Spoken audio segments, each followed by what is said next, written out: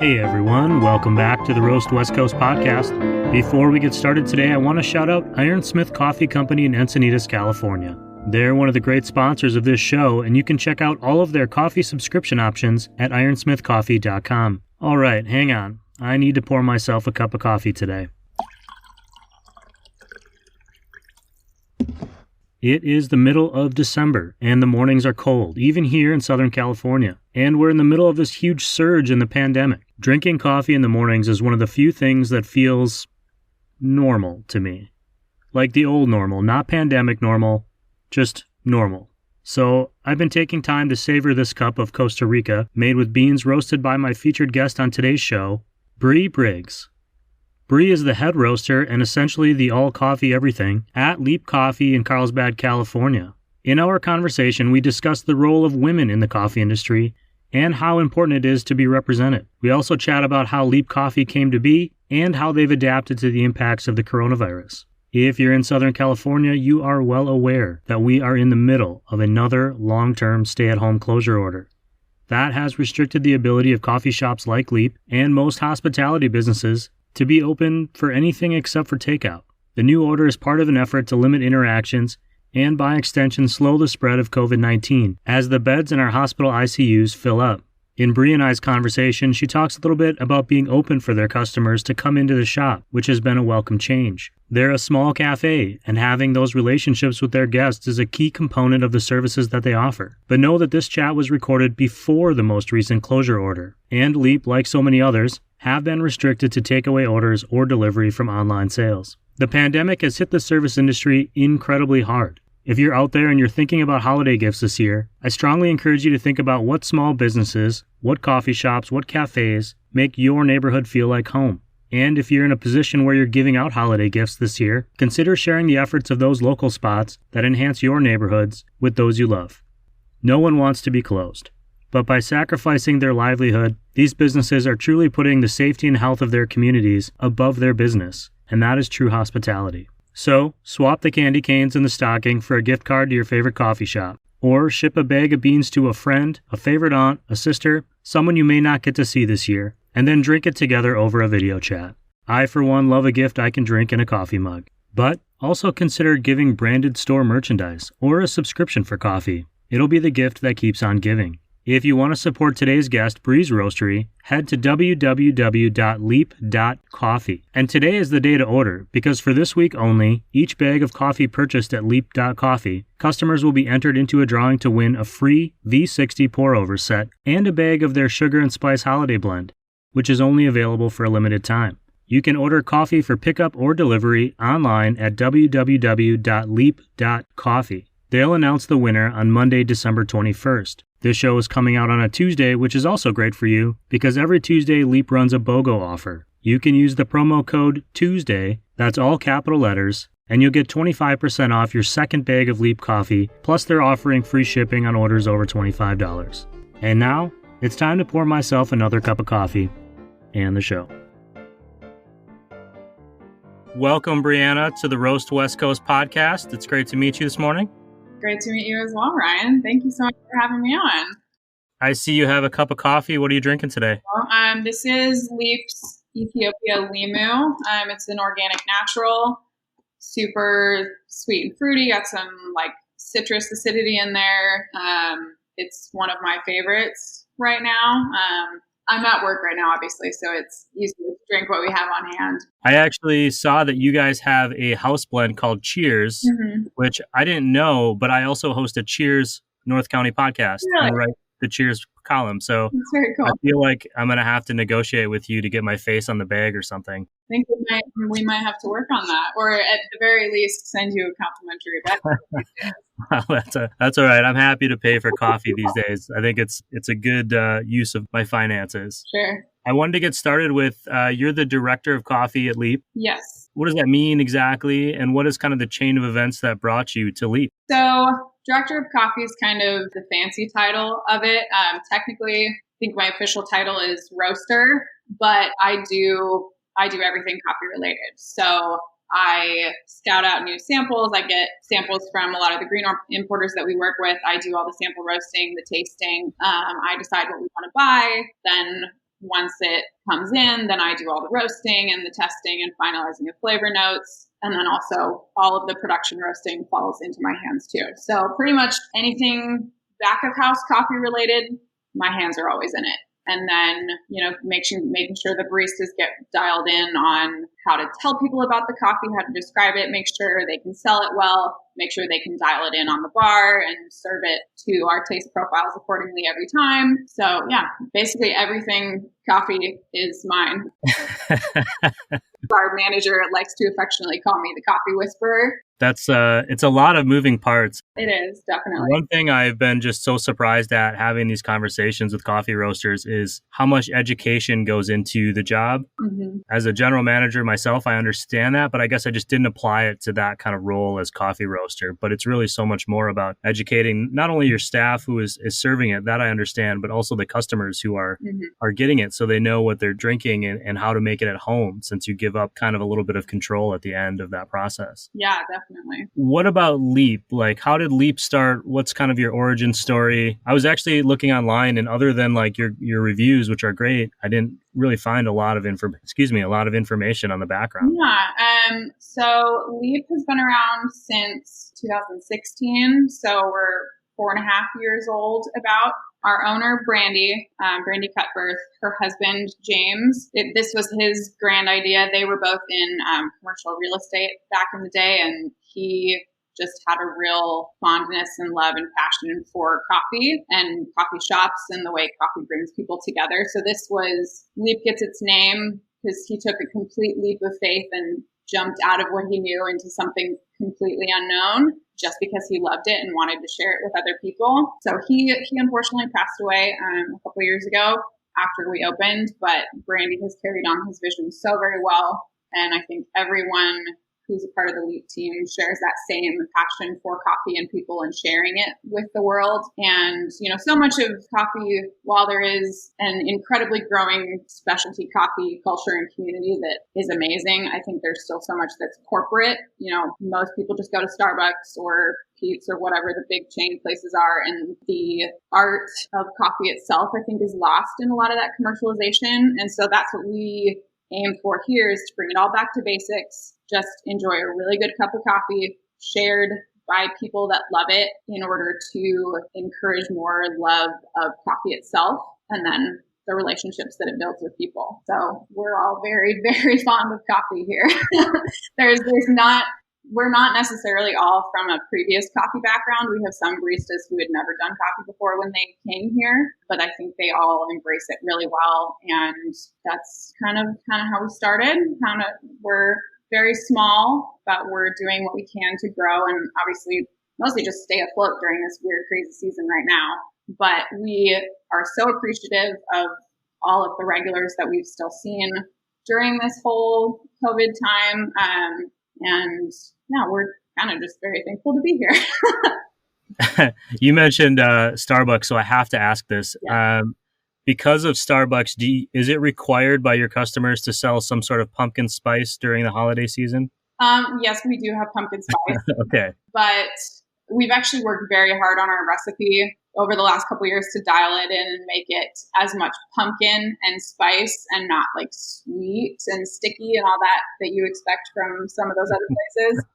But that's how all of our flavors go. Obviously, the number one thing for us is coffee, and we just want everything else to complement it. So we use really simple ingredients in all of our house-made syrups for everything that we serve all the time. But like with those really fun seasonal things like pumpkin spice, or like we do peppermint mocha during the holidays, try and keep it simple and make sure it complements and goes with it and still shares the coffee aspect itself and not just that like sweet, fun thing, Yeah, you want the essence of coffee still to come through. And you had mentioned back to basics, which is in big, bold letters on your website. How does that that theory or that mission statement apply to the beans themselves and kind of what you're doing when you're sourcing your beans? Mm-hmm. I mean, have you been able to take those sort of origin trips, or how do you apply that kind of theory to what you're doing in the roastery itself? Yeah, partially. We, on the one hand, do keep our coffee lineup pretty simple. We usually only have about 8 different coffees that we offer at a time. Do a couple blends,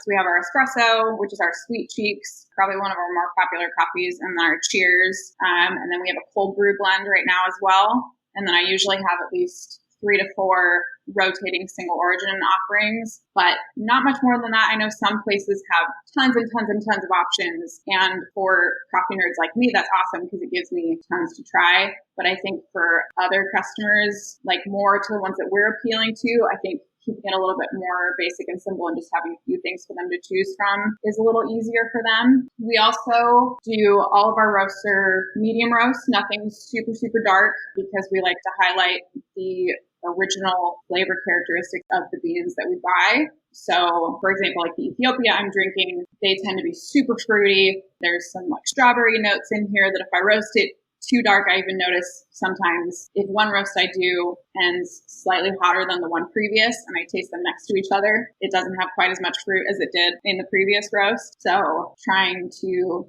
aim for those same consistent notes every time too is really important. Well, you mentioned strawberry just now, and I think that's something that people are always surprised by is just the color wheel of flavors, so to speak. I mean, there's that flavor wheel, and I was showing that to my wife, and just you start getting into some of those specifics, whether they're fruity or citrusy or nutty, and then breaking them down even further. And I think if you grow up just like getting a cup of coffee at the diner or at a Starbucks, you might not realize how much is really there for you to appreciate in your cup of coffee. And so when you say you're roasting them all medium so you can taste that, I think that's a way for people to start learning more about what they're drinking, I guess. Yeah, absolutely. Absolutely. I mean, that's why I got into coffee in the first place. I actually started working at Starbucks while I was in college. And, you know, obviously most of what I did was just the quick paced production on the bar. But my manager was really good about making sure that her staff was educated on every single coffee that we had so that we could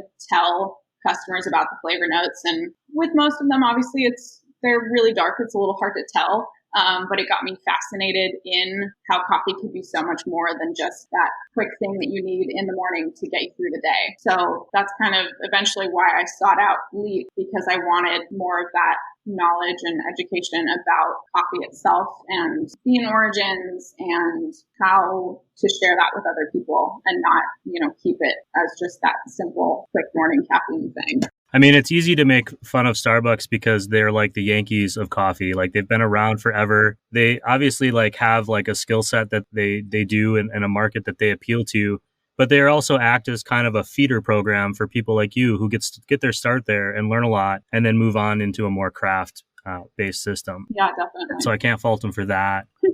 This next question it's kind of big, so I want to warn you, it's got a lot of moving parts. Okay. And it's kind of something we emailed a little bit about. But when people think of stereotypically of who a coffee roaster is, I think they generally conjure up probably someone who looks a little bit like me, like in a flannel shirt and with a beard. Maybe if they're in a fancy place, they're wearing a leather apron or something. Mm-hmm. But at Leap, I think you mentioned you have an all-woman team. And I'm wondering, how does that affect kind of the business as a whole? Does it matter that it's an all-women team? And then kind of a little bit about what you feel the growing role of women in the industry is, and if you feel that women are represented well in the coffee industry. Yeah, I think that's a really great question. So Leap is currently all female staffed. Obviously, Brandy's the owner, Maddie is our manager, I'm the roaster, and then everyone else underneath us. Our head chef is a woman. We did not intentionally end up this way necessarily. We've had quite a few guys that have worked here, at least definitely in the time that I've been here, but none of them most of them have been amazing, but there's just always been a season that then they decided to leave, or sometimes they weren't a good fit. So it's just kind of naturally, this has just happened. And we joke that, we didn't mean to hire all women, but when the women are the only ones that show up for their interviews, of course we're only going to hire them.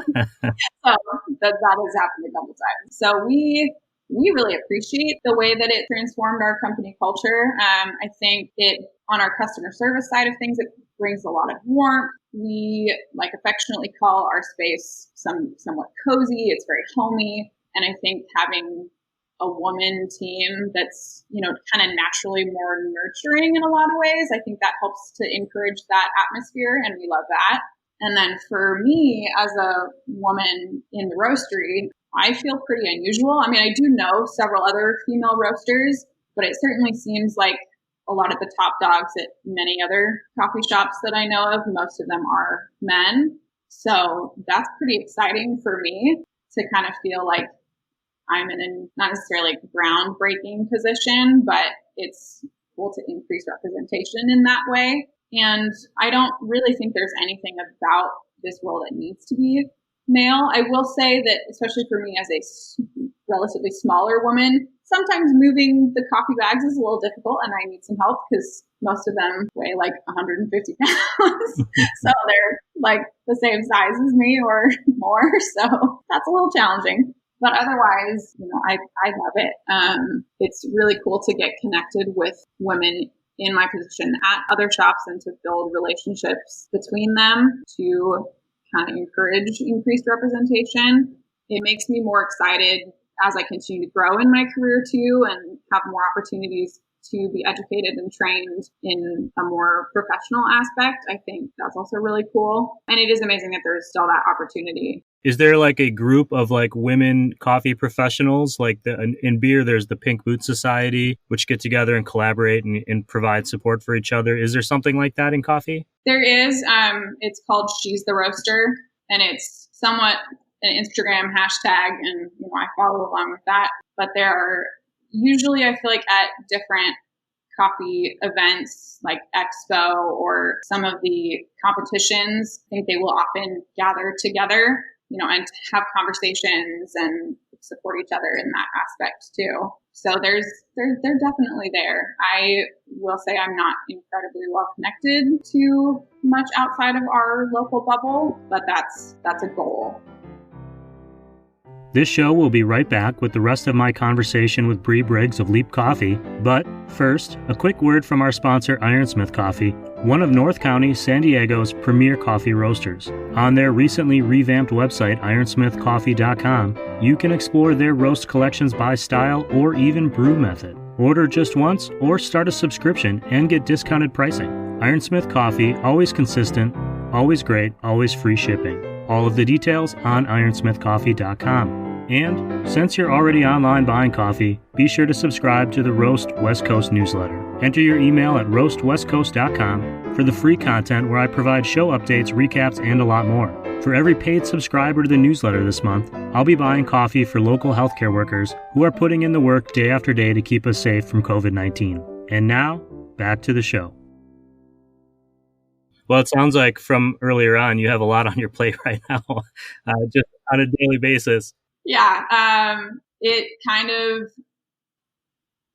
when I was the assistant roaster, I don't honestly think I knew that this was all that was part of the job. Like my training under my predecessor was wonderful, but he ended up leaving unexpectedly, and it was before I knew it was going to happen. So a bunch of it kind of got thrown onto my plate, and I was like, well, I'll figure this all out as I go. And that's obviously been challenging, but also exciting. And I don't think I've never had a job that I have loved as much as what I have right now. That's always great to hear. I think you're never really prepared for all the things, I think it's something in hospitality in particular that's unique, where if you're in the role that you're in or in a management role, there's so much more that you're responsible for than just your job description. Mm-hmm. And you're also a role model for the people that you work with. And so there's just, I think customers in general don't realize that maybe some days the manager is cleaning bathrooms, or maybe someday they're roasting coffee, or they're fixing something that broke. Mm-hmm. I know I've certainly had enough days where people were trying to find me and I was on the roof, like fixing an air conditioning unit or something. Yeah. Especially with what you do, because there's a manufacturing component, to roasting where you're working with machinery. And so there's probably a little tinkering things that I would imagine you have to do. Yeah, definitely. We haven't touched on it yet, really, but it's impacted everybody, obviously, is this freaking coronavirus, which is never going away. Excuse my language. That's how my mother would say it. So that's how I say it. How did the initial wave of COVID impact you guys? I mean, how have you adapted and changed over the last 6 months or so? Were there any things that you didn't expect or that were surprising about the way customers reacted or you guys did in the business? Yeah, it was certainly a lot more challenging initially. Those first couple of weeks, once it happened, our foot traffic went down incredibly low.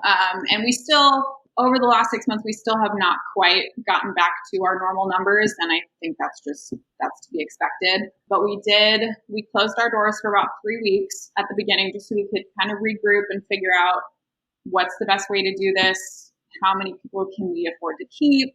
How many hours can we afford to stay open? And through all that, I mean, I've been roasting coffee the entire time. We have definitely seen our online sales increase significantly.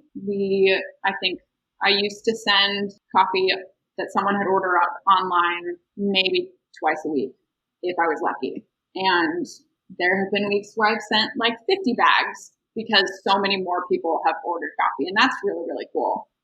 We've seen some of that drop since our cafe traffic has picked up. I think naturally that makes sense because a lot of those people who weren't coming in are now coming back in.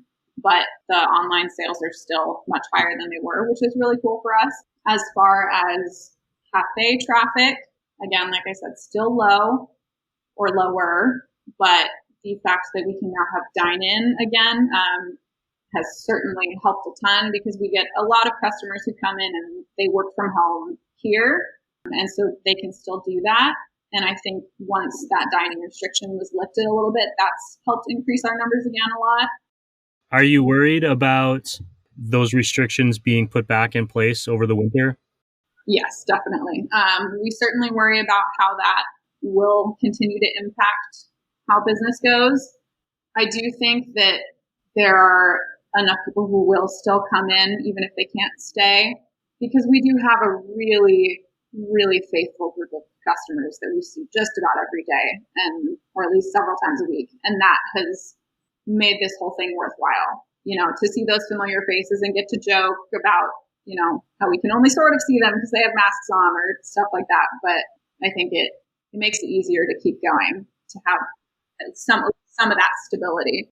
Yeah, there's a real community around coffee that makes it hard to give up. I think that's the thing I miss most about this whole period. Isn't so much, I love the coffee and I love, the beer or food if I'm out, but you get to know customers or employees as a customer. And you get to know other customers too. You get, because you might have the same schedule and you start running into the same people over and over. And coffee shops are really kind of there's still a community place where it's less odd to say hello to somebody you don't know, I think. Exactly.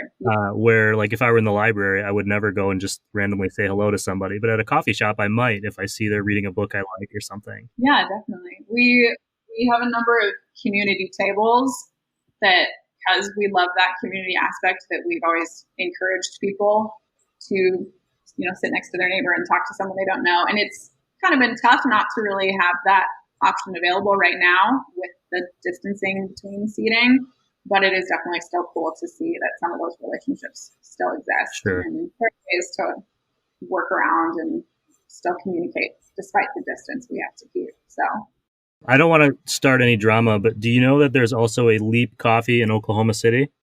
There is, yes. We actually, one of the coffee importers that we worked with has several times accidentally sent their samples there to us, and I always have. I don't know if you've ever talked to them. I haven't. Have you? I've been there. Oh, cool. I didn't know if there was some sort of like underground coffee rumbling going on between the two of you, or. No, I don't think so. At least not that I. Maybe like a collaboration where people like, if you go to both Leap Coffees, you get some like a t-shirt or something. Like in the old days, if you ate a 70-ounce steak or something, you'd get a t-shirt. That was really cool. Yeah. We're entering the holiday seasons. Do you guys have anything planned for that coming up? I saw that you're offering subscriptions, but are there any sort of special things you're doing for the holidays or ways that people can buy coffee for themselves as like gifts, gift cards, anything like that people might be able to do? Yeah, we sell gift cards in the cafe. So we definitely encourage people to come in and buy gift cards for family, for friends, whatever. We also do offer the option for them to even call over the phone and purchase it that way if that's easier, and always mail gift cards. Our online coffee store is open 24/7, and we always offer the option to purchase it for yourself and ship it to someone else. And I love seeing when people do that. That's really cool. Subscriptions are a great way, whether you want to gift a subscription to someone or just add it to your own stocking for the holidays. And we will, of course, have all of our, new festive drinks like our gingerbread latte and peppermint mocha. So that makes the cafe experience more fun. And then we're always offering, whether it's 25% off or 50% off, like a buy one, get one option to encourage people to buy more bags of coffee. Sure. Anything else that we didn't cover about Leap Coffee that listeners should know? Oh, let's see. You can say no if we covered everything, but just in case there's anything else you wanted to get out there. I think we covered everything. We're a very small little place. We're kind of tucked away by Prager Brothers in Carlsbad, and a lot of people don't know that we're here, but we are here. We're here and ready to serve all the time. I'm going to end with a real simple question. On days, in the past when you could just wander about freely like a normal human being, mm-hmm. and you're not at work and you stop at someone else's coffee shop, what is it that you're ordering? That's a great question. It really depends on the day. Most of the time I will order a pour over just because I like being able to try different single origins. And I think the pour over method, because of the meticulous individual slow pour, I think it extracts flavors much better than just a standard drip coffee. So that's always my favorite. But if I'm in a sweeter mood, I usually get an iced oat milk latte with like vanilla or cinnamon or something like that. Oh, that sounds great. Thank you, Breanna, for Breanna or Breanna? Oh my goodness, have I been saying it wrong? It's Breanna. I'm on to either or Bree. Most people just call me Bree. Bree, okay. Thank you for joining me on the Roast West Coast podcast. I really appreciate your time and just joining us and for continuing just to make coffee. Thank you. Yeah, thank you for having me. Thanks for listening to this episode of Roast West Coast. While listening to Bree talk about her job, I could hear the pride she takes in her work, in roasting coffee beans and crafting coffee flavor profiles, providing education for her staff, and sharing Leap Coffee with their customers. It was clear to me how much she appreciates it when we as the coffee drinkers choose her coffee for our morning cup. If you're craving some coffee right now, or you just want to support a small business, head over to www.leap.coffee. I'll vouch for the Cheers blend, which has a regular spot in the rotation at my house. And I'll for sure be picking up some of their sugar and spice blend, which is a holiday combination of washed Costa Rica and washed Guatemala beans. If you listened to last week's Coffee Smarter episode, you know what that means. The tasting notes include warming molasses and fig Newton. If you order right away today, be sure to use the promo code Tuesday in all capital letters to get 25% off on your second bag. It's a promo which is only good on, you guessed it, Tuesdays. That's it for today's show. On Friday, Chris O'Brien of Coffee Cycle will be back to talk to me about the differences between light, medium, and dark roasts and address the importance of coffee freshness with tips on how to make sure your coffee tastes as good as it possibly can. Next Tuesday, I'll chat with the husband and wife team behind Manzanita Roasting based in Rancho Bernardo, California. They just opened a second location in nearby Escondido as well. They built their business as a team, and they both rocked the interview as a team, which was pretty entertaining for me, and I'm sure will be for you too. If you want to share this show with a coffee-loving friend, just let them know that they can search for Roast West Coast on any major podcasting platform, including Apple, Spotify, iHeartRadio, Amazon, Stitcher, TuneIn Radio, YouTube, and basically everywhere. You can stream it on Anchor.fm or on thecoastnews.com. A sincere thank you for listening to this episode of the Roast West Coast podcast. Don't forget to sign up for the newsletter at roastwestcoast.com because roast giveaways to subscribers have begun this week. And you can find all of the promos for discounts on or even free coffee from some of the great North County San Diego coffee roasters featured on this show. This episode was sponsored by Ironsmith Coffee Roasters found in the heart of Encinitas. Be sure to check out the previous interview with their founder, Matt Della Rosa, and head to ironsmithcoffee.com. You really can't buy coffee from too many local roasteries this year. Those dollars will go a long way. This episode of the Roast West Coast podcast was produced and recorded by me, Ryan Wolt. Thank you for listening. Subscribe to the bonus content at roastwestcoast.com. And as always, be sure to drink good coffee.